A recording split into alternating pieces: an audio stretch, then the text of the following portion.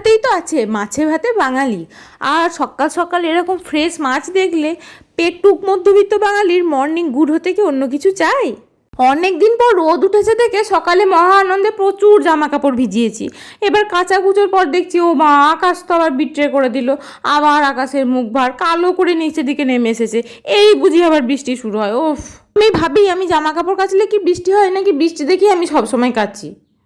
আচ্ছা, তোমাদের সাথেও কি এরকম হয়? হলে একটু জানিও তো। তারপর আবার কি, এবার সবজির থলের দিকে অভিযানে চালিয়ে দেখছি থলে থেকে বেরোলো কুমড়ো, বেগুন, ডাঁটা, লাউ। এসব সামলাতে সামলাতে আবার আমার মেয়ের সঙ্গে খেলার সময় চলে এলো। এর এখন দাবি সে গেট খুলে বাইরে বেরিয়ে যাবে, কিন্তু তাকে ভোলানোর জন্য কোনো রকমের গেটের সামনে বসে একটু বিড়াল টেরাল দেখানো হলো।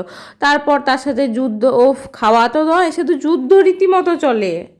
এই যুদ্ধগুলো ভিডিও করে রাখছি, বড় হলে ওকে দেখাবো কেমন করে ওকে বড় করেছি বাবা।